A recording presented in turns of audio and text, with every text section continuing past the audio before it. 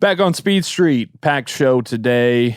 Joey Molinaro, Conor Daly. Both of us have been traveling over the weekend. Yes. Back in studio, midweek, recording on Wednesday. How was the Red Rocks, man? Oh, it was great. It was a great time. What an incredible amphitheater of sound. Just, I mean, probably the coolest concert I've ever been to. I mean, wild. And just to see, it was like 9,000 people every night. I was like, how do you fit 9,000 people in there? Oh, they did. It was incredible. Yeah. Spent $25 on a White Claw.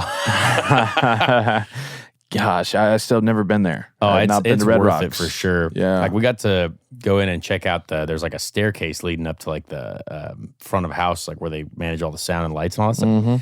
And to see all the artists, they have all the artists like sign the concrete wall there. And like seeing some of the artists that have like been there, it's just, it's unbelievable. You know what I mean? Yeah. It's like everyone from every genre of music. Isn't that where, have you seen A Star is Born with Bradley Cooper? Of course. Yeah. Isn't that? Great movie. That movie makes me cry. Oh, me too. Didn't he go there? Probably. Yeah, I think one with of the Lady Gaga. I think at the very beginning. I think that actually might be where she like has her coming out debut. Yeah. I don't know. I always feel like, I think I tweeted one time, I was like, I'm 28 years old and I've never been to Red Rocks. I feel like I'm a complete failure.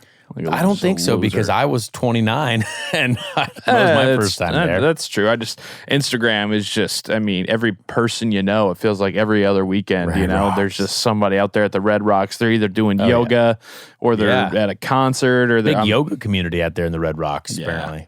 What else do people in Arizona have to do? Yeah. It's nice weather. We did great hiking territory. I went out there for sound check with Lights, a singer who gave me my first tattoo. Oh, yeah. I wanted to ask you about that. Did get a tattoo. Not sure how it looks. Might need some moisturizer. We'll see. Yeah, you're part of the healing process. It's a healing now. process, yeah. But I got convinced, and Lights, after sound check, we were like, let's just go hike. And I was like, all right. We had a couple hours to kill. Walked down the mountain, saw fed some deer out of our hand, like just wild, nature stuff.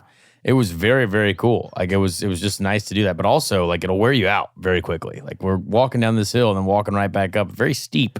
Yeah. The mountains apparently very steep. Not a hiking guy here. Yeah.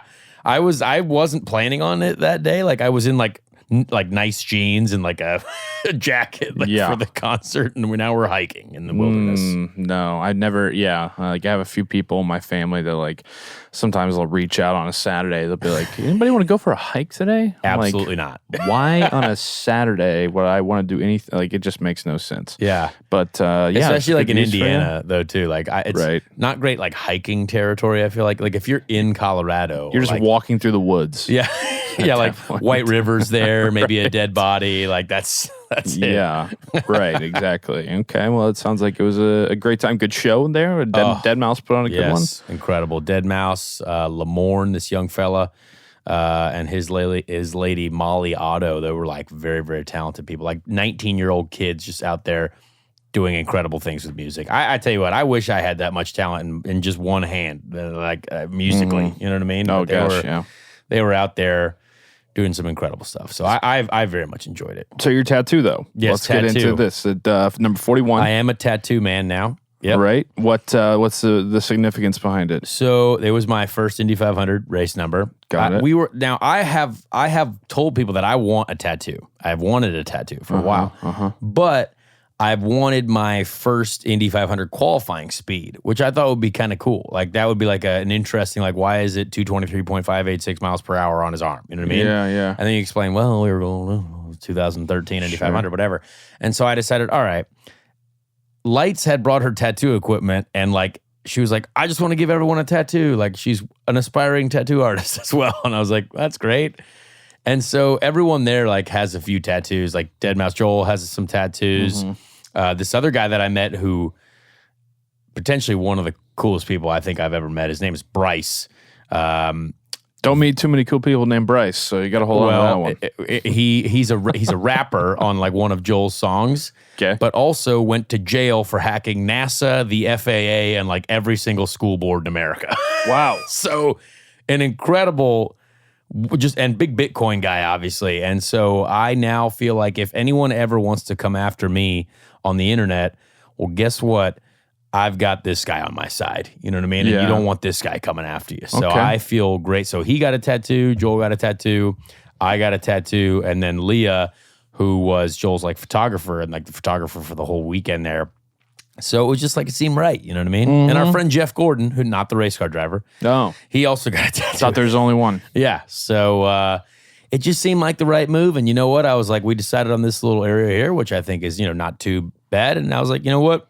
My first Indy 500, that means a lot to me. So You going to get more? You have the itch now? I don't know. No, it itches currently, but It physically itches. It physically you itches. mentally have the itch to get more. But I do want the qualifying speed still, but I just don't know where. And like, yeah, man, you're a big tattoo guy. Like I am. I'm now a small tattoo guy. You know what I mean? And I feel good about it though. I started small, and then it's developed into what it is right now. You know what I mean? So I feel very funny though because I tweeted, "What do you think my first tattoo is?" And some of the responses were very funny. Like, do tell. I mean, there were just several that were like, "Is it Hinch's face?" Or like, "Is it Alex Rossi's head?" I'm like, "What are you? What are you guys talking about?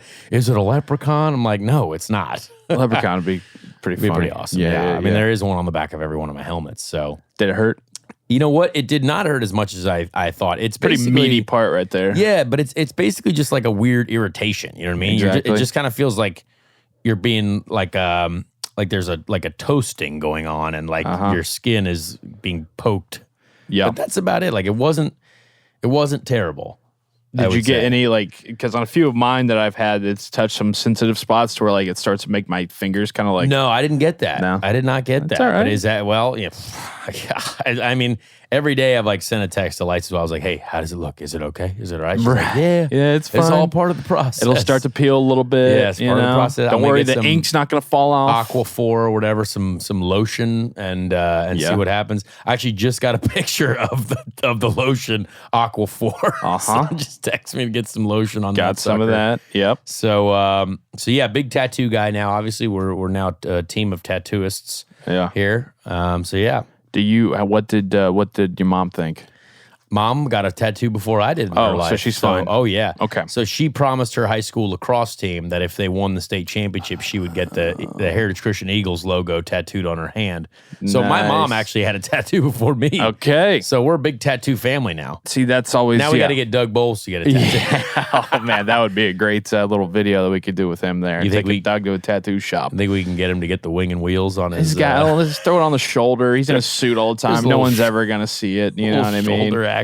Yeah, that was always the biggest obstacle for me, man, was getting past my mom. You know, she hates tattoos. And See, my mom used to. yeah. Until my younger brother, Colin, got drunk in Ireland for his 19th birthday, since you could drink over there. As an Irishman does. And he got a big Irish shield on his shoulder.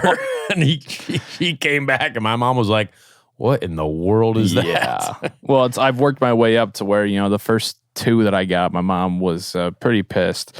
The third one, she kind of just like gave me that look of like, really? And then moved on. And now it's to the point, now I've gotten to the point like the fifth or sixth one where she's like, what's this one? Oh, Yeah. Okay. Well, What is nature's meaning to this one? You know what I Right, mean? yeah. So, yeah, you just work your way. It's a slow progression. But we got a ton to talk about today on Speed Yes. Street. Really, we do. We have quite a lot going on in the world of motorsports, off the track as well, both in me and Connor's life. Yeah. We got people prank calling us. And I want to start with that, actually, before we Okay. get into the NASCAR Championship that we saw over the weekend. I know you were down there. A few IndyCar new signees on the different teams going to be riding, so we got to get into that. And your controversial tweet recently. Not controversial at all. We're going to get into that, the prank call, because that I don't know why people cannot figure this out, but it's Twitter, so there's your answer. Yeah. So a couple weeks ago, I get a phone call. This might have been last week.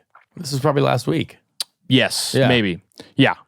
I get a phone call probably about 11:45 on either like a Sunday or Monday night, and it says no caller ID. Yep. And so obviously I don't answer it because I mean it's either spam or I don't know what's going on. Yeah. And so I'm sitting there after I don't answer, and I'm thinking, no caller ID. Did somebody just *67 me? Like did I get Classic. prank called like middle school style? And I was like, let's see if they leave a voicemail or something.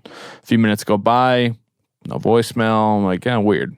Then all of a sudden, Finally get the voicemail alert. Check the voicemail. It's 4 minutes long. So I'm That's a good one. So I'm like, all right, either someone has a whole lot to say and they're like threatening to kill me and all this stuff, or because that's where my mind immediately goes whenever I get like a call of a number that I don't know, or like a no caller ID situation. You know, I think if I answer it or I check the voicemail, it's going to be like, I'm coming for you. I know what you did 10 years ago. You know, do you remember that one day where your dog did this and then you did that? And I was like, what? Exactly. I'm messed up like that. So anyways, 4 minutes long on the voicemail. I'm like, what is this? So, you know, my wife's asleep next to me. Like I said, it's almost midnight on like a random Monday night. And I check it. And so all of a sudden I just hear two dudes that are like, yeah, Mr. Molinaro, wanted to talk to you. We represent Chris Collinsworth for the law firm Sabra and Sabra. You apparently have been slandering Mr. Collinsworth about doing impressions of him and blah, blah, blah. And so immediately I'm like, okay. I didn't even listen to all of it. Because I'm like, all right, now listen to 4 minutes of that. Yeah, I'm like, second of all, do I need to change my number? Because now some stranger has my phone number and is just going to keep calling me and prank calling me. What the hell is going on? So I didn't do anything about it. I was like, all right, you know, if they do it again, maybe I'll figure something out. I'll just let it go for a few days. Yep. And then I'm sitting there after a Pacers game last week. On Wednesday night, Pacers just beat the Knicks. I'm at Coach's Tavern with my wife and two of our great friends. Coach's Tavern, you know, is Coaches. a very fine establishment, especially after a Pacers game. And all of a sudden I get a text from Marco Andretti. Marco Andretti says something along the lines of, hey, man, did you really get sued by Collinsworth? I read something in a magazine. And I'm like... At first, I was like, oh, shit, you know, about to, like, search my name at Collinsworth to see if, like, something really had happened, you know?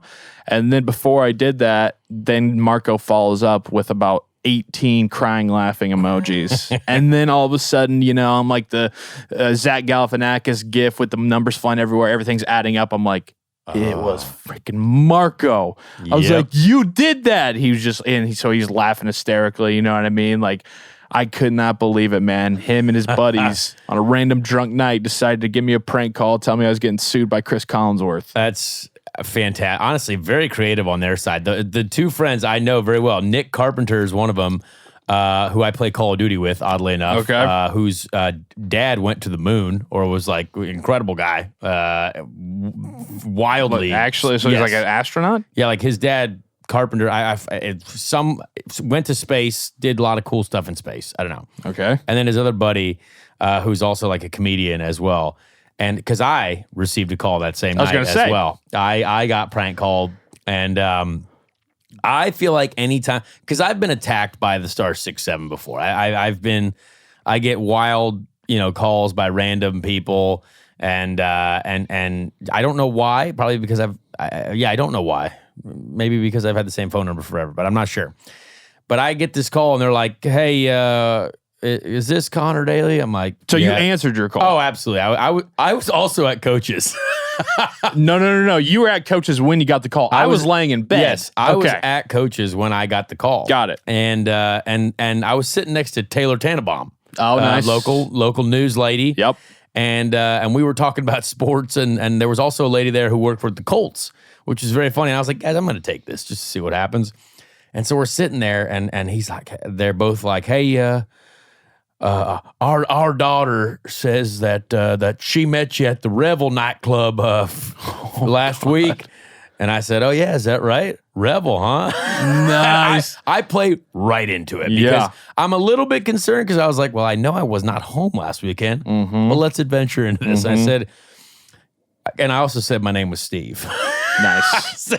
So you have the wrong number? Oh, yeah, your name is Steve. My name's Steve. We're all Steves here. Yeah, we get it. Okay, Conor. And I said, yeah, man, I don't know. Like, my name's Steve. I don't go to Revel nightclub, first of all, because it's not even Revel nightclub anymore. Yeah. And I was like, and then they were like, oh, yeah, but it was like, you know, last week. I said, well, I was gone last week. Well, it was 3 weeks ago. And I said, get your timeline right. And I hung up on him immediately. But Marco sent a video of like them doing it too. And it was as they were all dressed up for Halloween as well, which was quite funny. So, nice. Marco big into the prank calls with his friends. But if you get a star in classic Marco fashion, he was not on the call itself. No. He was in the background, just laughing. Right. Yeah. So was he the mastermind? Probably the orchestrator. Yeah. He was the orchestrator, and then he gets his minions to do it for him. His minions, yes. That was Andretti's. They got a lot of minions out there. Yeah. And that was quite funny because I really did not know who it was at the time, but as soon as he sent like the video, I was like, oh yeah, that makes sense. It was those two guys. Tyler Rothrock was the other one. That's hilarious.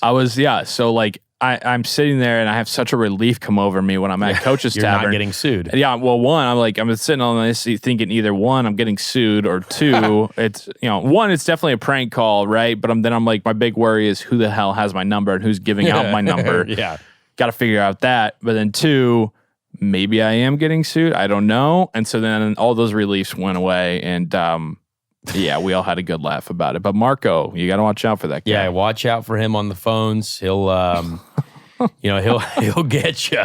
And there's often a lot of creative human beings at his house, so it's true. It can get real interesting real quick. The man hangs out with Jeff Ross and Ludacris and a lot of hilarious stuff. Who the hell knows? Yeah. All right. So beyond that, let's get into a little bit more racing talk and what's been going on the track. Let's start with NASCAR over the weekend, brother. It was a great championship weekend.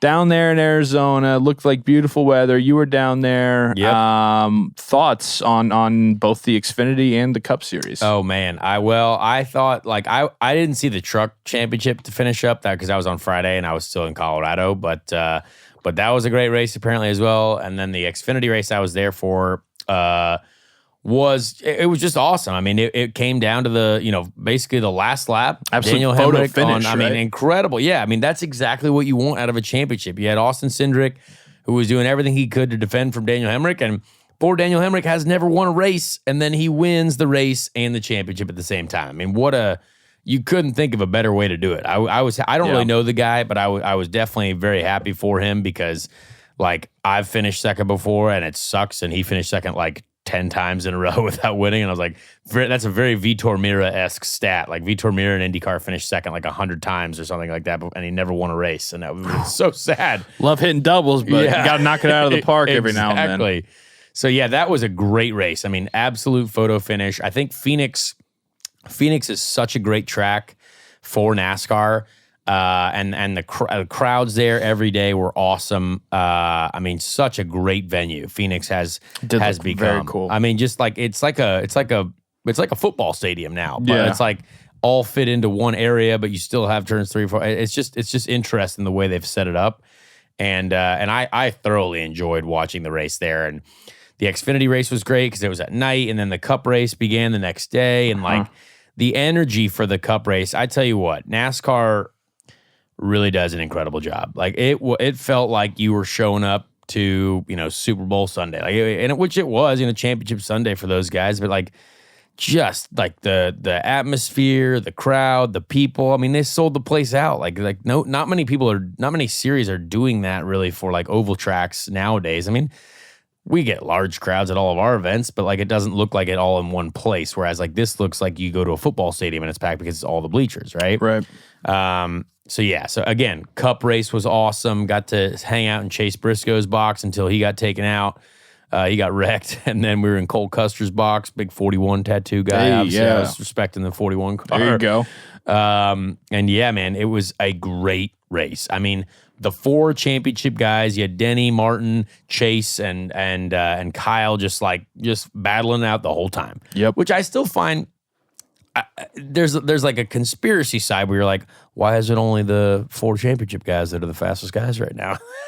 But then I'm like, well, they were the top 4 in the championship too, so like they have been the best all year, right? And also, it's like that's what you're paying to see. I mean, that's what you want to see, Yeah. So it was good to see those guys because it was very interesting. Like, it felt like Kyle was leading sometimes, and then Chase, and then even Martin had a stint up front, and then it was an interesting way it developed, and like at the last pit stop as well, boom, Kyle Larson's pit stop was the best, and that's like it his becomes crew celebrating was wild. It was such a great like team effort. You know what I mean? Like they were working on their cars all day, like tuning the cars in the pit box. How are we gonna be good for that last stint? And Kyle, as he's been the whole season, he was the guy. And and it was so cool to see him do that. I feel like from what I've watched in NASCAR this year, and it's way more than I've ever watched, and I got more to do, but I feel like I want to call him like Lurkin Larson, because no matter what's going on in the race, he's right no matter there. who's up front, you just know at a certain point, old Kyle Larson's going to be coming through. Yep. I mean, yeah, because we're watching. So me and my family were in Pittsburgh, and we were watching the Chiefs Packers game was absolutely dreadful, and I was like, oh yeah, NASCAR's on, and so we flipped over. Yeah, we flipped over, and I've caught about the last 100 laps, and yeah, man, I was just like, Larson's coming. Larson's coming. Yeah. You know what I mean? Because for a while I was like, I don't think he's got it, and then all of a sudden he was like, he's got it again. Right, I don't know. Right? Yeah, exactly. So, I mean. Yeah, it's just it feels like it's kind of been the year of Kyle Larson. Oh right? yeah, I think it's the beginning of an era. A lot of people have said that. I mean, I think he was so dominant this year. I still think though, like Denny Hamlin, very good. Obviously, not as many wins as Kyle, but like I think the competition up at the front of the NASCAR field is very similar to the competition at the front of the IndyCar field. It's just like, man, it could be. I think there's more guys, obviously, in IndyCar who have a shot at winning than in Cup, but like still those few guys at the front of the Cup field is like, man, it's like, whew, that's tight. Mm-hmm. And you got to make the right calls in the pit stops. You got to make sure you're taking care of your tires. Like there's a lot there, and like I like watching those guys go at it. I think Denny's very talented. I think Kyle is potentially one of the best drivers that's ever lived on the earth. You know what I mean? Yeah. And I mean Martin Truex as well. Always a classic contender. Like that guy's super talented as well. And obviously Chase Elliott's going to be a superstar for forever. You know what I mean? Like that guy's good. So it's still crazy that he's only 25. Yeah, it's absolutely absurd. And so yeah, I think there were so many people there. There were a couple celebrities there that I did not know who they were, but they looked like celebrities. You know what I mean? You ever get those like I'm in pit lane, I was like, I think I've seen that girl on Instagram before, but I don't know. Or like, I think that guy, like I think, what's this? Suggs was there.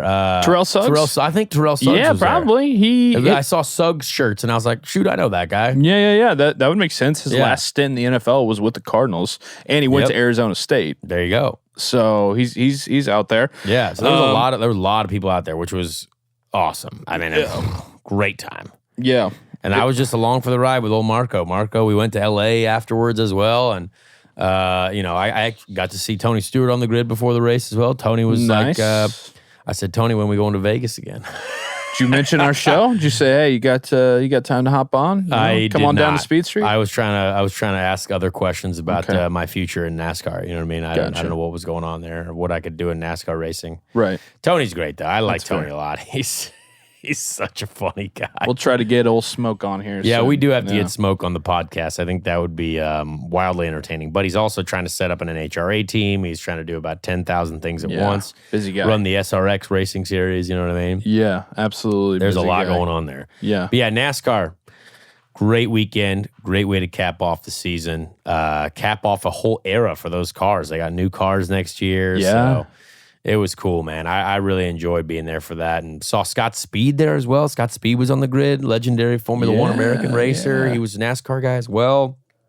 A lot of different people out there. It was awesome. Cool. I sent out a tweet after. I said Kyle Larson for Indy 500 2022. Everyone wants that. Yeah. Everybody wants it. Everyone got wants really it, good feedback.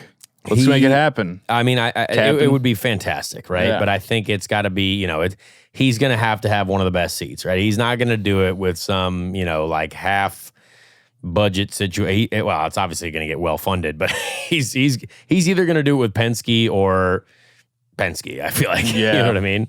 It's going to be. They only got 3 rides for next year. No, it's true. It's a perfect fit. I could see that happening. It just depends on whether Mr. Hendrick wants to let him do that with Captain Rogers. So who knows?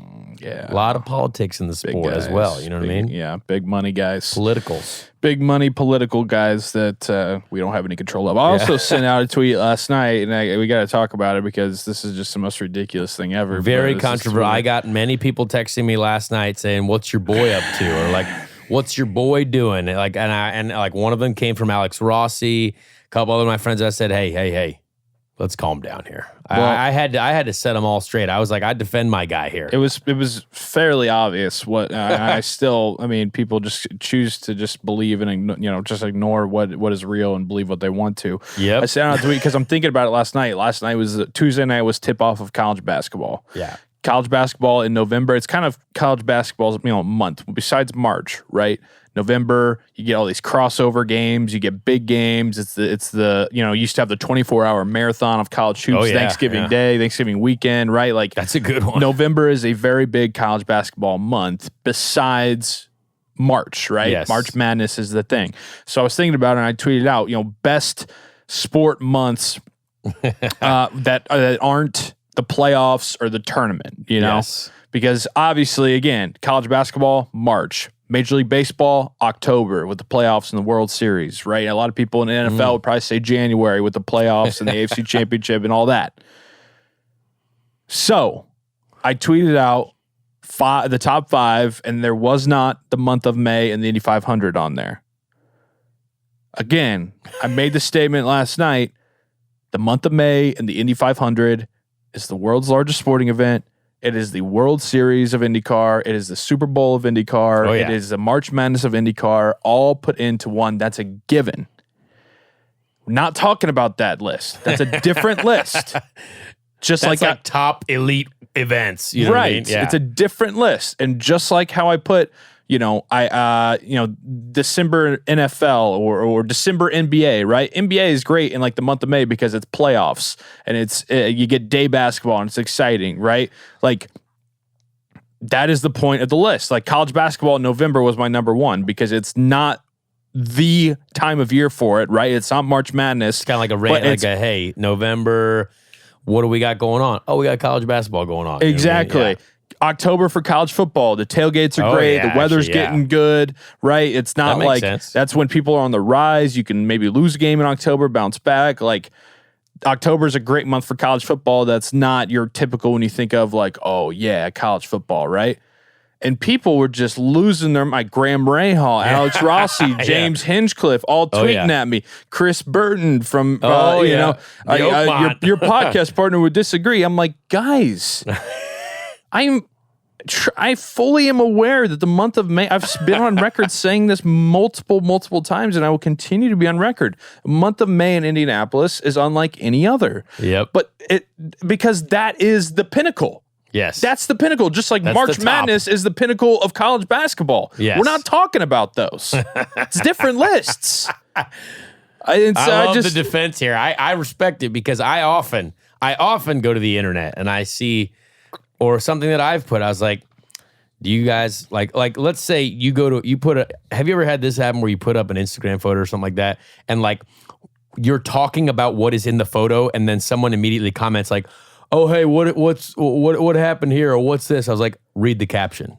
Like I know what you're saying. To a similar frustration where it's like, well, let's read into it a little bit. You know what I mean? Just spend 10 more seconds to think about it. It's a 10-second rule for me. Like just look at it for 10 more seconds. Like I had like number 5 was June baseball. If we were talking about this, then I would have said October baseball because that's the best month for baseball. Yeah. Also, in the same argument, people kept coming at me being like, oh, what about April? You get the start of baseball and playoff basketball and the Masters. We're not combining sports into that month. It's not it's not what month you get the best amount of sports. It's the singular sport with a singular month. It's not that hard to understand. There you go. I mean, I get it. I just feel like all these people, all my buddies, all these IndyCar, everybody's feeling like I'm slighting the Indy 500 in the month of May as if I don't know it's the best time of the year. It's not the same ranking. There it is. I like that defense. Jeez. A lot of emotion in there. You know what? You heard it here first. Those are all the explanations of what was going on. Thank you. Not that hard to understand. We love the Indy 500. That's the thing. You got to think, what is the obvious love for us? Well, we love the Indy 500. That's obviously the best. It's like, but sometimes we got to put out things on the internet to create some conversation and then get people to think about things in a different way. Isn't that right? Exactly. Just evaluate some things. So I like that. That's all right, but it was a very it was very funny. I can tell you're very emotionally attached to that, and I respect that because I was just laughing at my friends, and I actually got mad. I said to them last night, I said, you know what? I don't care what you guys think. It's like, that's my guy. But it's like very clearly obvious what the argument is. If that would have been the same thing, then I would have had October for baseball. I would have March for the college basketball. I would have had May for the Indy 500. Yep. Completely different things. Yeah. Highlight months. I respect Golly, man. It's unbelievable, these people online, man. Well, Where's your I'm glad brain? we got to that. All right. We got to that. Anyways, let's get into some more actual IndyCar news. Our friends' brains. Some actual IndyCar news. We had two young guns over the last week. Actually, today when we recorded, it got announced. Yeah, Kyle Kirkwood. Yep. Going to be in the number 14 car for Foyt. Yeah, I was texting him actually like last night about that too, because I've obviously driven for Foyt before, and when you see a young, fast American behind the wheel of the number 14 for AJ Foyt Racing, it just feels right. You know what I mean? Feels I think good. there's, I drove for Foyt, but I was in the 41 car, hence the tattoo, haha. But I thought that there's something about that. Like if that team continues to, improve. Obviously, Foyt's been through some tough stuff. Like it was a tough year when I was there. Me and Carlos Munoz, and Carlos, poor Carlos hasn't been back since. But I think they're on the rise. They had a lot of great influence from Sebastian Bourdais. Yeah. And you know what? If they continue the rise up the ranks that they're doing in the competitive field of IndyCar, then that could be a great place for him. And I'm very curious to see who his teammates are, whether it's one or two people.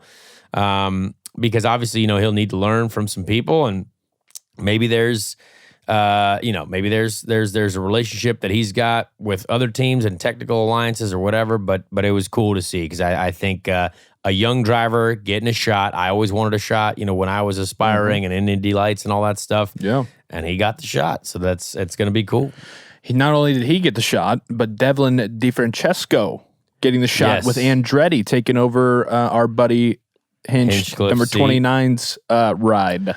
Yeah, obviously sad to see Hinch not with a ride yet, but I'm sure Hinch has a lot in the works. But yeah, Devlin is a kid who I've known since he was literally a child, like a wee lad. And his dad actually used to be a sponsor of mine when I was racing in Europe. And so I've known the DeFrancesco family a long time. Andy has helped me out in many different ways. Including like randomly helping me out with hotels in Miami, like just a nice guy, good people there. He's good one to know, smart businessman, Andy DeFrancesco, and yeah, Devlin's getting a shot with the big time, with the big team. Good teammates, solid place to be. There's a lot of talk, obviously, about how he got there or why he got there, etc. Were you surprised? No, I knew he was going to go there. We all knew he was going to go really? there. That was the plan, yeah. I mean, because I thought Kirkwood was the guy there. Yes, but a lot of this does come down to funding, and there's a strong. Devlin's got a strong group of supporters behind him, and a great program. He's built a great program, and again, there's nothing wrong with that. Because again, the only reason I've had an IndyCar ride the last couple of years is because I've had a sponsor. You know what I mean? Not enough of a sponsor, but a sponsor to get me in the game, and so it's one of those things where it's just part of the sport, right? It's just part of the game, and Devlin has an opportunity to move up with a great team and great, backing behind him. Then you know what? Awesome. And I think they've got a great relationship with the Andretti team. So it's cool. So I think there's a lot of wild opinions out there from people I see in the comments of all of the announcements, and I'm just like, man, that's tough, but it doesn't matter what those comments say. Like Devlin could go out and have a great season. You know what I mean? Like he could show his stuff in IndyCar, and we've seen it before. We've seen guys, not have, just take different routes. Like he raced in Europe, like I did, and then came back over here. And, sometimes when you get into the biggest of cars with the most downforce, that suits your driving style as well. So you never know. It could be a big step for him and the right one as well. So we'll see. It's interesting, man. Look at Andretti just coming into 2022 with Colton Herta, Rossi, Grosjean taking over for Hunter Ray, DeFrancesco taking over for Hinch. I mean, a new look, a new era, a lot of heat coming out of that Andretti team. A lot of heat on the old Andretti organization there. Yeah. Do you feel like because from an outsider's perspective, though, it did feel like, an analogy, I'll try to make sense of this here from the NFL draft this past year, right? Like Zach Wilson goes number 2 to the Jets when a lot of people felt like Justin Fields was probably better and has done more and has proven more. Jets take a little bit more of a chance on Zach Wilson, number 2 for and then Justin Fields falls, goes to the Bears, and then because I was thinking all along, I'm seeing Kirkwood just win, podium, win, and there's a lot of talk surrounding him in an Andretti move, and then all of a sudden now he's with Foyt. That kind of similar there. So I think the way that works, and I was kind of talking to Kyle about this as well, and I obviously would never share details of stuff, but like. I think what happens sometimes is like the way I looked at things, like when I signed my deal with Foyt, there was kind of like an idea that might have been a 3-year deal. Like, hey, it was 1 year with options. And like, so I kind of went there with this plan for the future. Obviously that didn't happen. But I think because he couldn't go with Andretti, it doesn't mean they're like out on Kyle Kirkwood. Obviously, like there's still going to be something to where, hey, look, Kyle, you're going to have to get in and just get in. You know what I mean? No matter where it is, but here's what there's always like kind of an outline for the future. Is it like Newgarden pre-Penske? No, not really, because Newgarden right out the gate 3-year contract. You know what I mean? And so that is a great deal. Gotcha. Because Kyle's deal, as far as I know, is only 1 year. And so that's, that does make sure it gives him options. And again, if Kyle does really well with Foyt, that's huge, because we obviously know that Foyt has not been winning races in a very long time. So if he does really well with Foyt, that again ups his stock, right? But it's what I've noticed in IndyCar, it's all about riding a wave. You got to ride the wave, because as soon as that wave crashes, it is very tough to get back on top of that wave of positivity, results, people being on your side, teams wanting you. Like you got to ride the wave. My wave crashed a long time ago, but I forced my way back in. Yeah. And so but I remember riding that similar wave. Like my rookie year in IndyCar, we were on the podium, passed the most cars that year. Like couldn't win Rookie of the Year because Alex Rossi won the Indy 500. That son of a snake, and that was tough. But like it was like a really great wave. And like after 2016, it was like, oh well, my team at Coin, like we didn't have the sponsorship. And like AJ Foyt did. And so they were like, hey, we don't need any money and we're going to pay you to be a racing driver. I was like, great, let's go there. Let's go, yeah. But you have an entire year of like just struggled. It's like, boom, you're dead. Yeah. And that was it. And so I told Kyle, I said, hey man, whatever you do, just make sure you've got some stuff set up for the future, which I think he does. And I think he's going to do great. And I think Larry and the guys at Foyt, like I know a lot of those guys at Foyt, still great people, some good engineers, and so like I think if they can just continue to build that puzzle together and put all the pieces in place, then he is in the right move. And obviously, I think you have to look at things like he is right now, where it's like, hey man, we've got a shot at it, and all you can ask for is a shot at it, and as long as you're in and you do have a chance, you can make magic happen. So that's going to be an interesting move. But I definitely, that is an interesting comparison with the draft for sure. Like sometimes you're taking a chance, but like if it works out, it's going to be great. Right. Well, I'm just excited to have, two young, a lot of youth coming in. Two young guns coming in. You got some more youth injection happening, and I think that's great. So excited for Kyle. Excited for Devlin. Oh yeah. I've talked more with Kyle than I have with Devlin, but looking forward to, I don't know, hopefully eating some donuts or something with him. And, exactly. You should definitely do that. Chatting the kid up a little bit. Where were you at over the weekend? You were in Pittsburgh, you said? Yeah. Sunday morning, took off, went out there. me and my wife, and then my parents actually got tickets. Was able to thank you to the Steelers. Oh, nice. They set up my parents with some pretty dope seats, and then Michael Evans Bailing. Actually, you remember him from? He's the actor in the All American, the show All American on CW. Really? He was at the 2-seater ride. Oh, nice. Yeah, he is a Steelers fan, and so he invited me and my wife out there, and we got the suite set up. First time I've ever sat in a suite at an NFL game.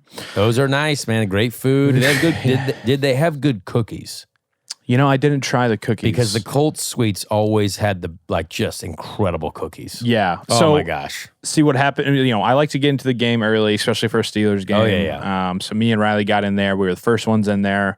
We were watching warm-ups. Like, I was, so I didn't have cookies because I ate wings. I ate some buffalo chicken dip that they had in there. Popped open a few Icy Lights, which is the beer out there. Iron City Lights. And then, once the game gets coming around, man, I really lose my appetite because I'm very into it. I'm very locked in. So I did not venture back. I was only, having some beers to help calm the nerves a little bit. And then, so I didn't venture back to the cookies, no. But they had the whole spread, so I'm sure that there was some out there. Well, next time if you get that opportunity, I would like a cookie review for sure. The Pittsburgh cookie review? Okay. Because I think the Colts they just do such a good job. I love it. Yeah, so we had a fun time out in Pittsburgh for sure. You ever been out there? So no. Okay. Where I have gone, though, which might be offensive to you, I have gone to an Eagles game. I think that's more offensive for in-state folks. Okay. Right? Yeah. What would be more offensive is like the Bengals or the Ravens to me. Well, I have been to a Bengals game several times. Yeah.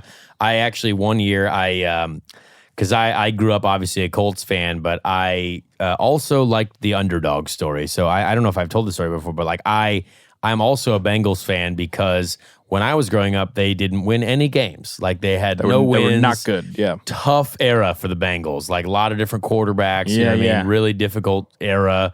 But we had like Corey Dillon was our guy. I have a Corey Dillon jersey. I got a Chad Ochocinco jersey. I have a signed Andy Dalton jersey. I remember you going through your jersey big closet. Bengal guy. Yeah. So I went to a Colts Bengals game as a kid with Doug, my stepdad. Mm-hmm. And I wore both jerseys. I wore half Corey Dillon jersey and I wore half a Peyton Manning jersey as well. Yeah. I wore two jerseys to the game. I looked like a bit of a stooge.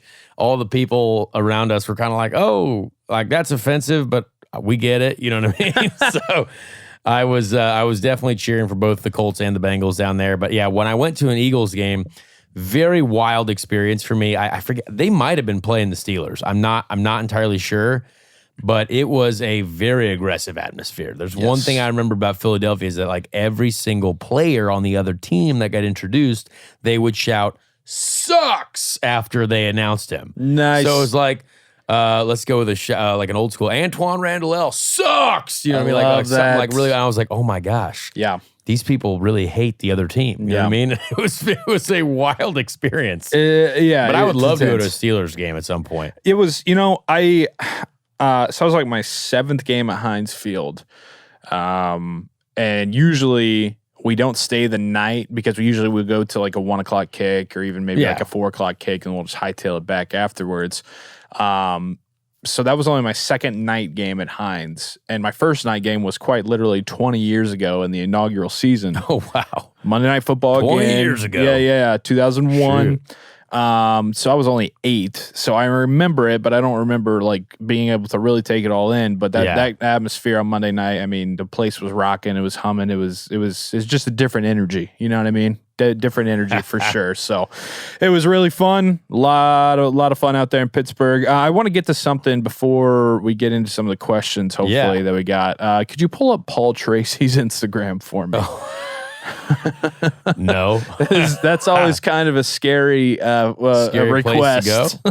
Are we talking about this debate between me and Santino Ferrucci? I didn't even see this one. This one's quite a shot at our boy Alex Rossi. Oh, yeah. Well, you must not have got into the comments on that photograph. No, I did not. I saved it because I want to talk about it because I was like, oh my God. Well, it made it to Reddit apparently or something. Santino came after me in the comments. Oh, what a tool. Like, as he does. Yeah. And if you come after me, well, guess what? I'm going to go right back at you. Yeah. Like, because I didn't start this. I don't start stuff. I don't do it. But start with the post once you find it, because I know Paul posts about 6 times a day. So it was a story. I don't know where this story came from, and it was just a screenshot. So again, it sounds like a Jalopnik type story, which is a bit like they've got some questionable opinions on stuff. But Netflix success story, Drive to Survive for F1. There's only one problem. IndyCar may be too boring and its characters not compelling enough. Long gone are IndyCar characters like AJ Foyt or Paul Tracy, whose theatrics in and out of the car made great theater. Today, IndyCar drivers are best friends who hang out together between races. There's no visible politics in the paddock, shouting fights, or no holds take the other guy out rivalry. IndyCar is just too boring for TV, and it's been that way for years. Alex Rossi with a miserable face. He's arrogant enough to perhaps make a compelling character. I just love that was the screenshot that was chosen. Nice little shot at Rossi. But Alex is just looking aggressive like he always does. Now here, I would like to offer my opinion on this. Please, that's why I brought it up. I do think 75% of this is completely right. Yeah, unfortunately. I mean, we've talked about it before, obviously, but it's right. Like, and a lot of people are going to hate me on saying that, because I saw a lot of people just getting really angry. They're like, yeah, but you guys don't know these guys. It's like, but that's coming from our fans who know us. You know what I mean? But what's really gonna get the attention of other people? What ends up on SportsCenter? What ends up on who's going to go on Ellen like Daniel Ricciardo did? Yeah, well, that's because Formula One are more popular than us. But like, I know, but I'm just saying, like, who's going to catch somebody like Ellen's eye to be like, yeah, let's get, you know what I mean? I think. And again, everyone hates my opinion on this because they know that they're like, I'm just the funny guy who like likes to party, but like also like, you know, has dedicated my entire life to this sport. You know what I mean? But it's not wrong. Like the best, like, I just wish that unless we do get a TV show and that does get to that inner layer of some of these drivers that we know have great personalities, and other stuff like that. But yeah, there's not enough angry people like talk. Well, I think there are a lot of angry, like if you go to drivers meetings and stuff like that and you see like some of us how like, oh yeah, that guy was an idiot. That was a dumb thing.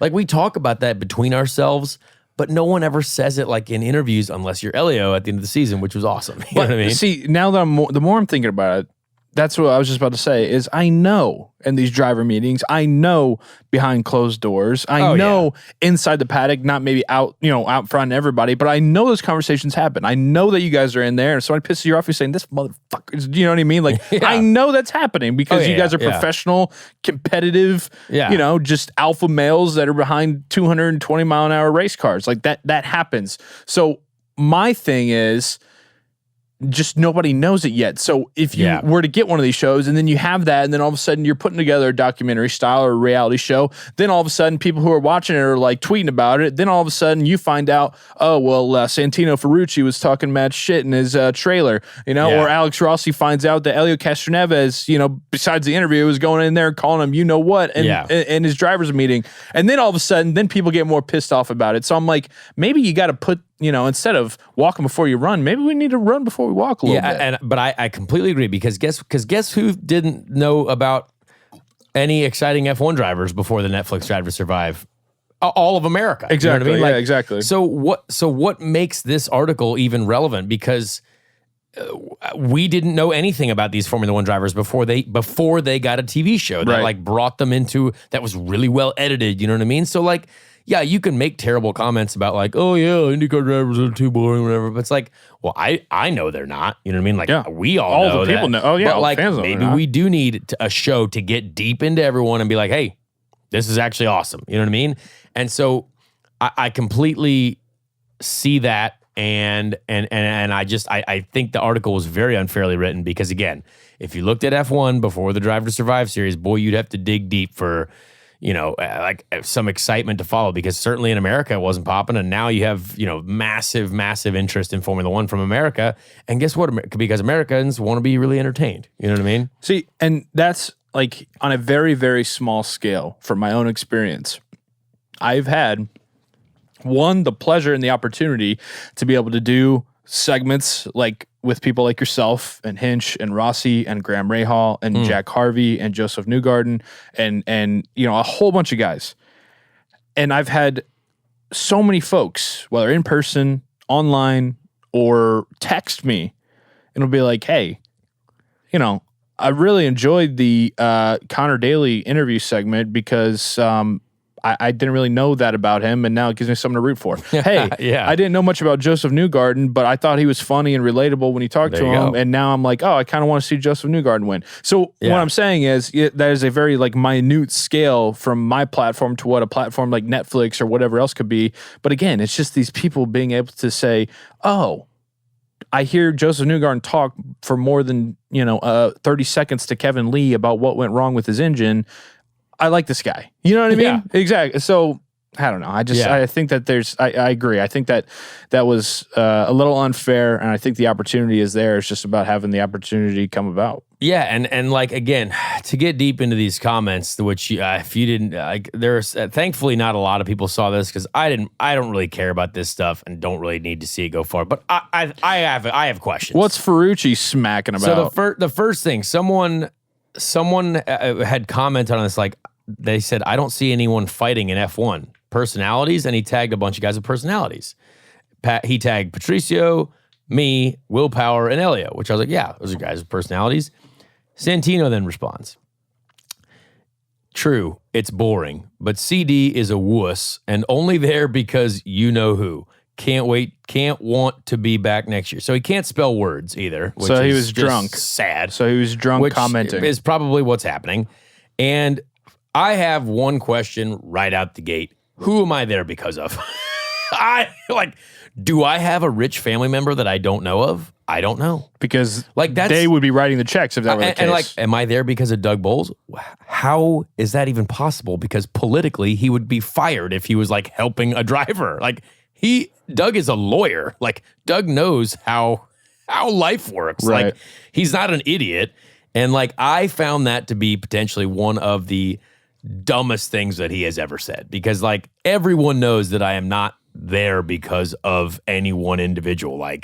To be fair, if I was there because of someone, I'd probably try to be there full time, more successfully with one team instead of two, and trying to hang on for dear life. You know what I mean? Sounds like Ferrucci is just the classic, very small dog with a very big bark. You know what? But here is where I do respect it, because you know what? He's firing something, and I respect that. And I appreciate you for respecting that. No, I think he's an idiot, completely. Yeah. But I also think he's talented. I'm not saying he's not a bad driver.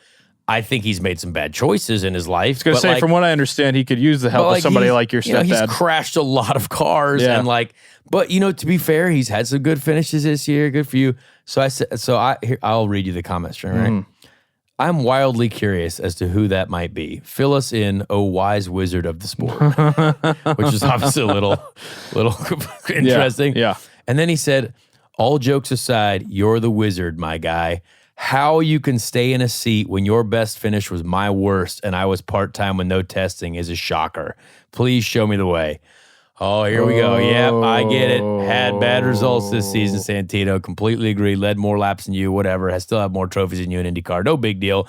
But it's stuff like that where I'm like, you know what? He's not wrong. Those are right things. And I'm happy to have this back and forth, because then I feel like I won the argument. Yeah. Well, he's just a little punk ass bitch. No. I had one more comment. Okay. That was not responded to. This was the last one. And I've been waiting to say this for a long time. Yeah. And if you want to see this is on Paul Tracy's Instagram. And to be honest, I didn't really want to talk about this much more, but now that we're into it, yeah, I have a podcast to talk about stuff. So I had to bring you know it up. What? Yeah. I said, look, kid, if there is one thing I don't have to do in my life, it's defend any part of my career to someone who got kicked out of racing in an entire continent by the FIA for being an idiot. Which did happen. Yeah. So I brought home about 14 trophies from Europe, and he got kicked out. So again, we all make tough choices. We've all made some mistakes in life. And again, I will say this to all Santino Ferrucci fans, the guy has some talent in an IndyCar. Absolutely. There's nothing like it. I just think that, you know what? make some better choices. Yeah.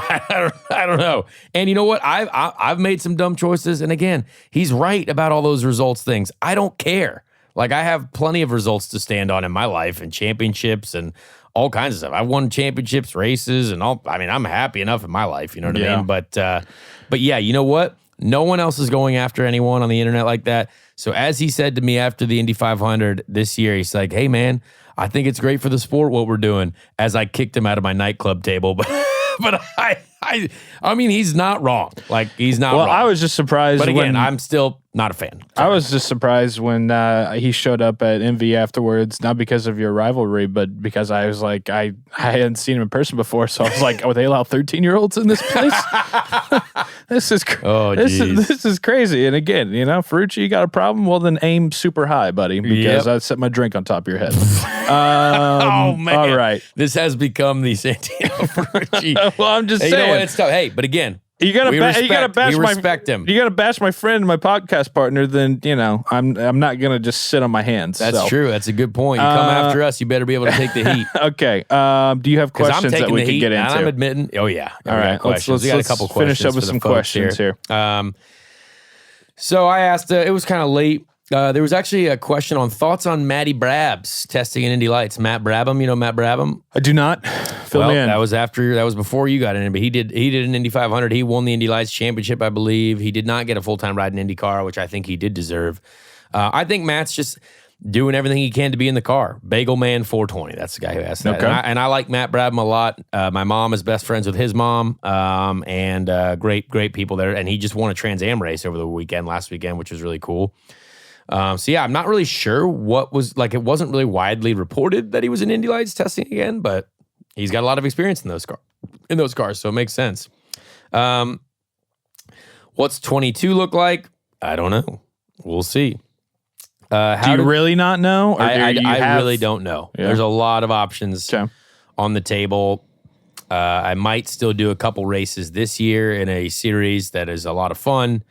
So we'll see. I honestly, to be honest with the podcast listeners, I don't know how many there are, but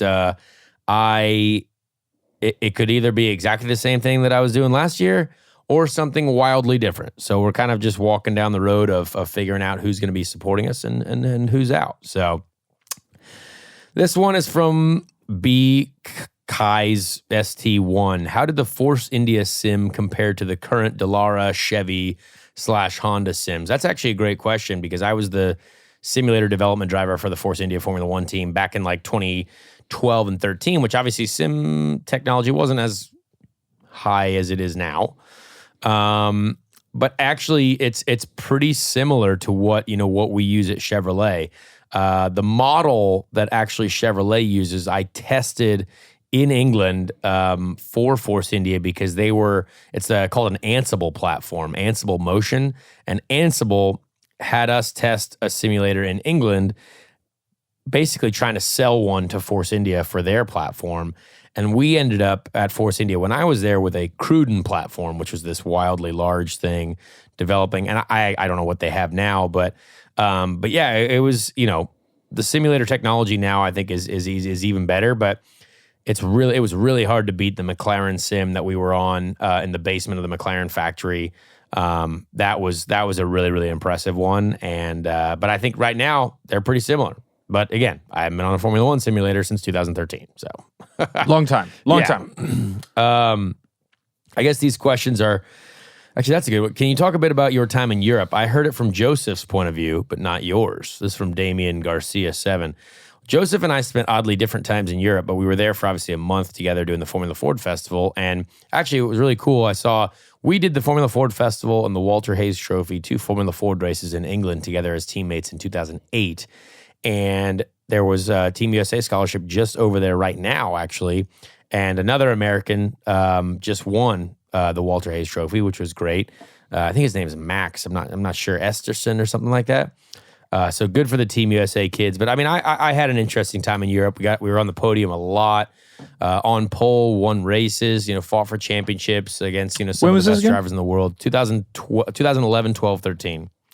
And Joseph, he spent 2009 or 2009 and 10. Yeah, 9 in Formula Ford in Europe, and then 2010 in GP3, the first year of GP3. So Joseph got a lot of experience over there as well. Struggled a little bit, but obviously had some great performances because he's a great driver.